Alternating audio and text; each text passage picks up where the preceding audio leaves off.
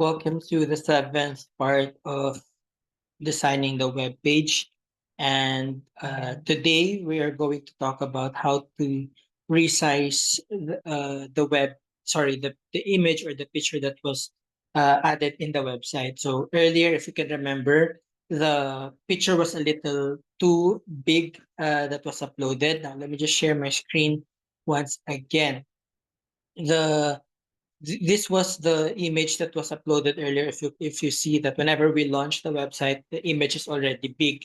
Now, if we try to resize that, all we have to do is just go to that very document that we have used earlier in uploading that image, and we're gonna be using some codes here that would uh, make the resizing of the image. So all we have to do is just remove this closing tag because we're adding some codes. We're removing the closing bracket because we're adding some codes. And the codes that we're adding here are um, width.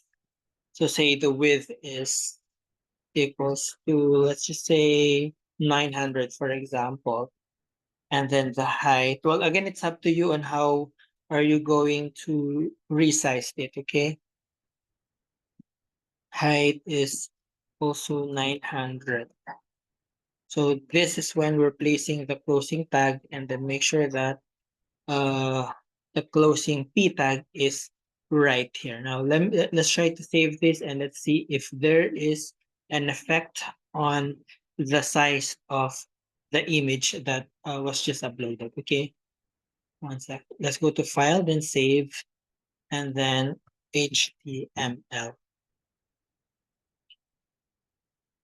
So if we close that out and open this website, there you go.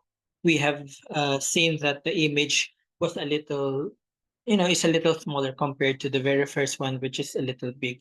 Now it's up to you if you wanted to enlarge it, just change the code right here to the size and the width that you prefer, the width and the height that you prefer. So I hope you were able to learn something in resizing the image uploaded in the website. Thank you.